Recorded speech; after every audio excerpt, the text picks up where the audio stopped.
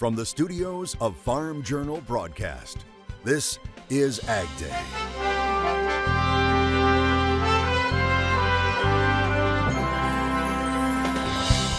A dry lake bed no more. All of the crops are completely flooded. The impact of heavy flooding in a very important California ag area. A new effort to tackle bird flu. Hear about the latest research using vaccines. Is the Black Sea grain deal soon to be dead in the water? I think that deal's going to get shut down. The latest on the power struggle over grain used to feed the world, right now on AgDay. Good morning, I'm Clinton Griffiths. Ukraine is warning the Black Sea grain initiative is in danger of being shut down. That's after Russia blocked inspections of ships taking part in the deal in Turkish waters. AgDay's Michelle Rook joins us with an update. Clinton, Russia said last week an extension of the Black Sea grain deal after May 18th was not looking positive. The country has continued to reiterate the need to improve conditions for exports of its grains and fertilizers. Plus, Russia wants a change in credit policies to allow the use of SWIFT. Market analysts believe this may be more than saber rattling. I think this next time is going to be different. And the reason is Russia put out their demands, and said they want back in the SWIFT payment system, and they want, to guarantee that Ukraine is not going to be NATO, and they're not going to get either of those demands met. So I think that deal's going to get shut down. In fact, he thinks Russia will continue to stop grain inspections while fighting escalates into mid-May. Meanwhile, Ukraine is also seeking the reopening of the grain transit via Poland in talks Monday in Warsaw. The ag ministry there saying it comes after Poland and Hungary announced bans on some imports from Ukraine last week to protect their farmers who have staged protests in recent months due to the crashing prices for their product. Those countries have the right to get upset about that much grain coming over their border. The EU is saying that they don't have the right to make those trade decisions. And so I don't know how that conflict's going to go. It just sounds like a political mess for a while. Longer term, the bulk of the products got to come south through Odessa, and that's what's probably going to get shut down. So Poland's ban on grains went into effect Saturday evening and is set to last until the end of June. It also applies to transit through the country. On Monday, Slovakia took similar action to temporarily halt grain imports and other selected products from Ukraine. That's despite a warning from the EU that the action is unacceptable and would go against the bloc's trade policies. All right, thanks, Michelle. Looking at planting, things are starting to pick up. USDA's latest crop progress report showing that 8% of the corn crop is now planted. That's 3% ahead of the 5-year average. Texas leading the way at 65% planted. Missouri way ahead of normal at 30% now planted, usually just 8%. And we're getting a first look at how soybean planting is going. Right now, sitting at 4% planted. That's also 3% ahead of the 5-year average. Southern states are way ahead, like Louisiana at 30%, normally at just 16% planted, and cotton now 8% in the ground, just 1% behind the 5-year average, with winter wheat conditions about the same as last week. Now 27% rated good to excellent, 39% rated poor to very poor. That's up 2% from last week. After seeing temperatures in the 80s last week, it was a much different scene in Minnesota over the weekend, with snow falling across the state. The southeastern part of Minnesota seeing more than 11 inches of snow in some places, others seeing under an inch. So still a lot of snow on the ground in some places, but will that soon be melting away? We get the latest from meteorologist Matt Engelbrecht. Well, we talked about this last week. We're going to have to continue to talk about it for a little bit longer. Snowfall estimate. Now, this is not precipitation. This is just snowfall in and across the nation as some warmer air settles in across the nation this week. But that will start to change around, start to see back up into Minnesota, in the UP, and into the Dakotas, and of course Montana, with continuing snowfall through our Wednesday and also a little bit into our Thursday, as most of the nation starts to warm right back up where we left off last week. So again, that snowfall not completely done, but I do think we have to revisit some cooler temperatures coming up in just a little bit. Go ahead and take a look at this. We're seeing, asked on Facebook how planting is going. A farm life in focus out of Missouri. And you can see a beautiful picture there reporting that they got corn planting all done before it rained. Not snowed. They say they were out planning until 1 in the morning in order to finish. Thanks for sharing. I'll have more on your forecast, including a bit of a cold spell coming through the nation next week. Details in just a bit. In Nebraska, the problem is grass fires. Large fires were reported in Anselmo, Dunning, and Milburn in the central part of the state. High winds last week not helping the situation, carrying a spark causing another fire to ignite. Storms also bringing lightning strikes to the area. One fire reportedly started due to a spark off a railroad. It's reported more than 100,000 acres of Nebraska ag land has burned this month due to extreme heat and high winds.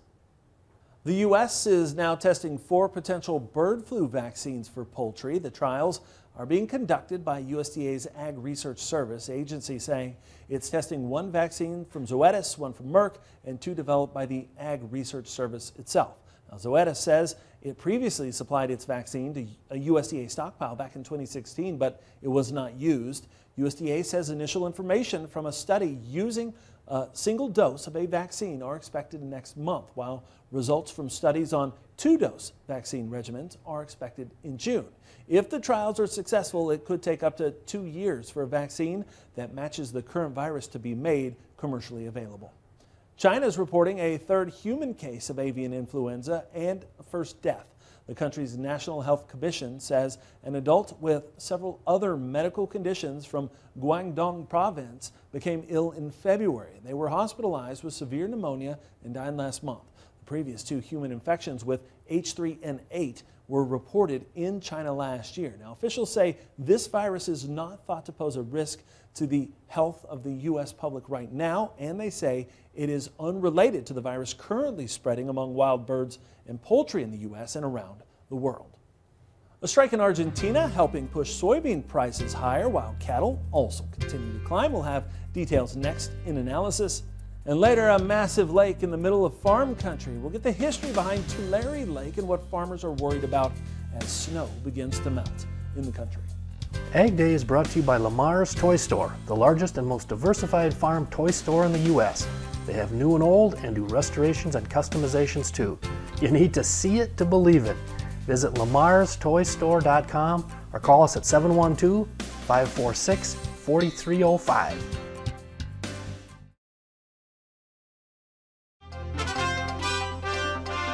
Lots of green across the board when it comes to grains, starting this trading week with soybeans leading the way. Michelle Rook is back to take a deeper dive in markets now.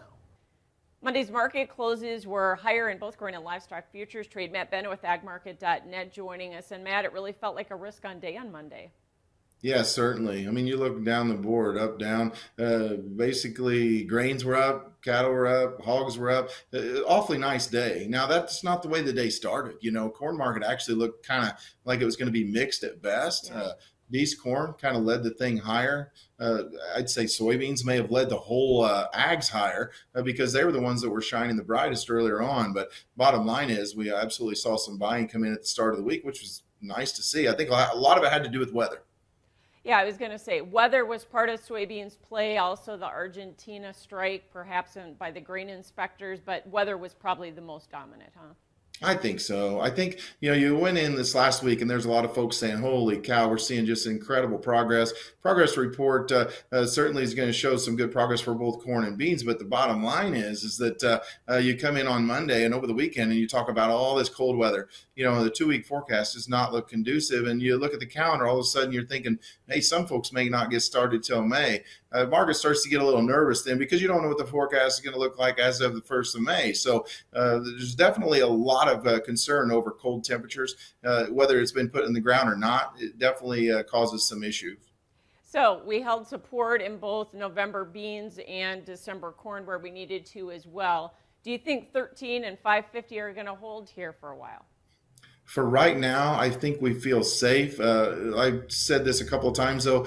D's corn still looks to me a whole lot like the chart from 2013. I think there's a lot of comparisons that you can draw there. If you would go up and kind of get above that 50-day moving average, I would feel like, hey, maybe we could open the door. You know, you need to rally another 8-10 cents for something like that to happen. If it happens, I think you're going to get some bulls maybe get a little bit excited. That, of course, is going to have to probably get some help from Mother Nature, maybe more Chinese purchases. I don't know. But Friday's purchases from the Chinese, I don't think were a one-off event. I think you're going to see more of those come. And if that's the case, maybe this corn market can see a little more strength. All right, we'll watch that and the weather. Thanks for joining us. AgMarket.net's Matt Bennett, and we'll have full analysis at agweb.com and more Ag Day coming up. To contact Matt Bennett at Ag Market, call 844-4AG-MARKET or visit their website at www.agmarket.net.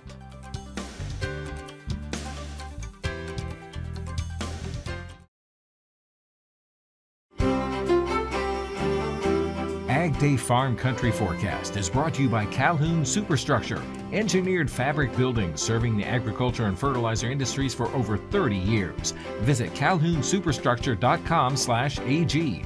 That's calhounsuperstructure.com/AG.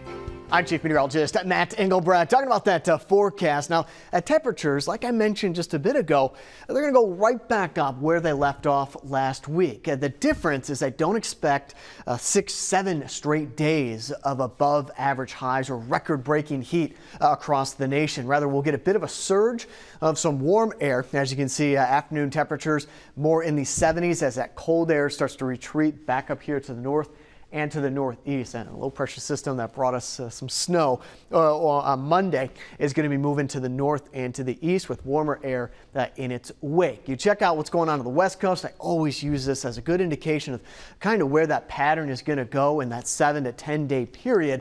And you can see that energy already starting to take shape on the west coast, which means this warm up is going to be short lived. Now into our Tuesday night and Wednesday, cloud cover starts to settle in across the area. We'll lose a lot of the snow chances, but there is going to be some rain out there crossing portions of into Nebraska, Minnesota, Iowa, as well as into Wisconsin. This is early Wednesday morning, Wednesday afternoon. Much like last week, this isn't an all-day rain. Rather, there's some isolated showers and thunderstorms, possibly some snow up here closer to the Canada, the United States border as we go into our Wednesday night. But again, substantial amount of cloud cover. This is Wednesday at 7 p.m. In terms of the temperature outlook, you got colder temperatures. When I say colder, below average temperatures settling in across 2/3 of the United States. Now, this is April 22nd through the 26th. It's going to flip back to a colder pattern as we go into next week. You can see we really don't budge all that much, kind of split down the middle between cooler than average for the United States and then warmer than average into Texas, New Mexico, and then back up here towards the north. So again, that's temperature outlook April 24th. Start off with Colorado, partly cloudy and windy, high of 75 degrees, low of 33. Elk City, Oklahoma, partly cloudy and windy, high of 84 degrees, low of 59. Hazard, Kentucky, no hazards in the forecast, 74 degrees for a high. So where are milk prices headed? We'll have the latest forecast coming up next. And later, after decades of drought, a major food-producing area in California is underwater. And the snows are just starting to melt. Details in the country. Your next piece of equipment is on MachineryPete.com. Search equipment from dealerships across the country to find what you're looking for. Only on MachineryPete.com.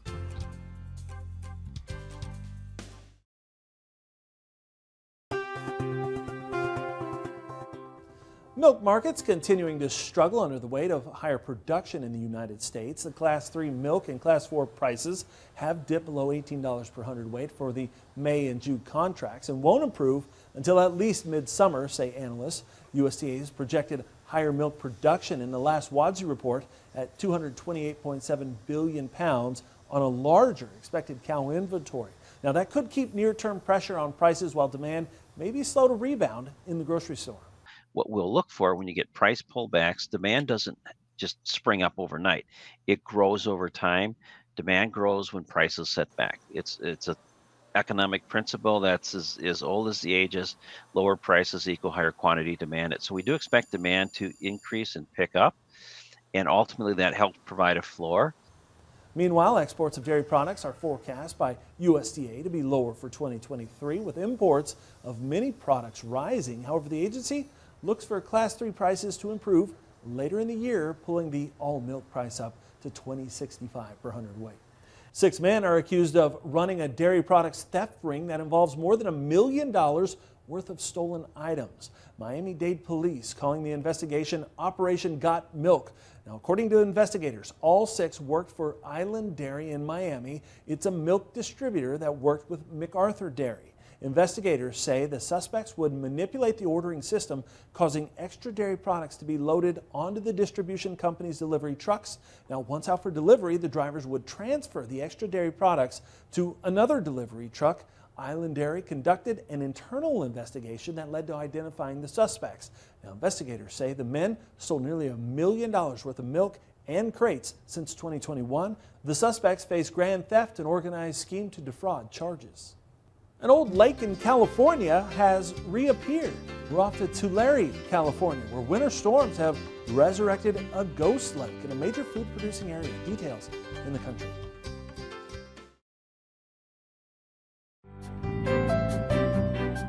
In the Country on Ag Day is brought to you by Pivot Bio.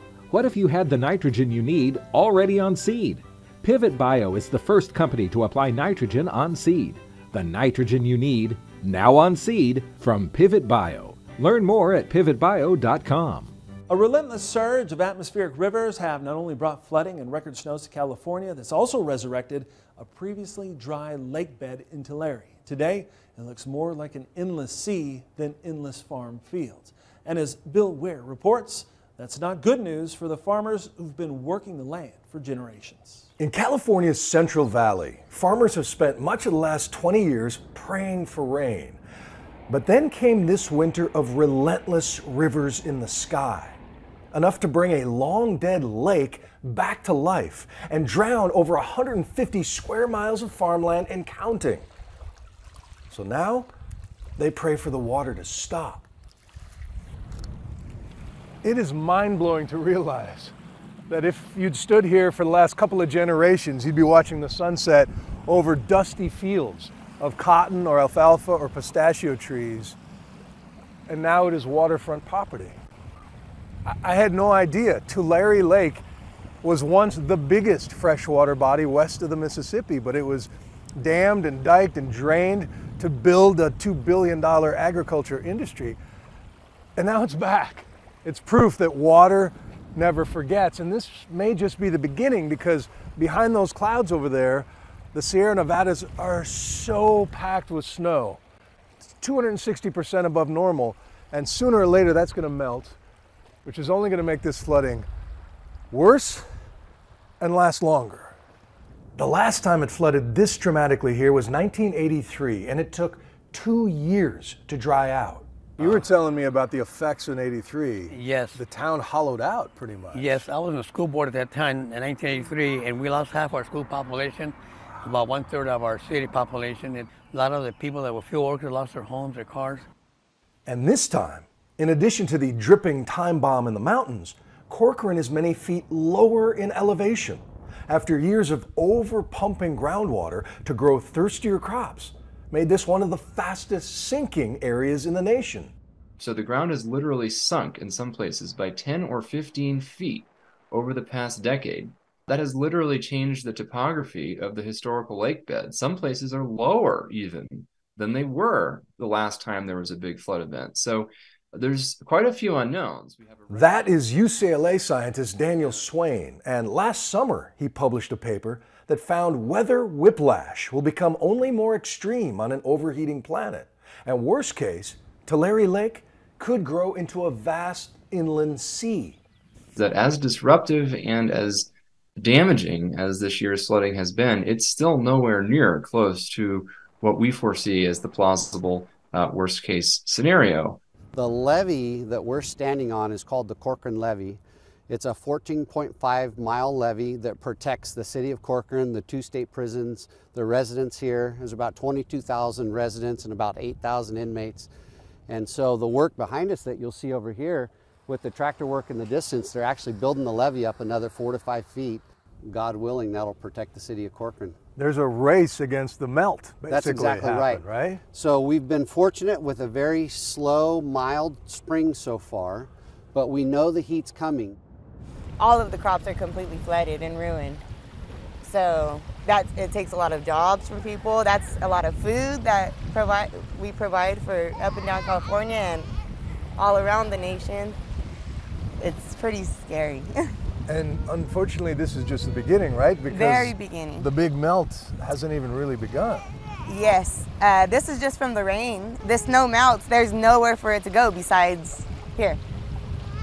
You know? So Tulare Lake is back for a while. Yeah, it's back, and it may take over and put us out. All right, thanks, Bill. And that's all the time we have this morning. We're sure glad you tuned in. From all of us here at AgDay, I'm Griffiths. Have a great day.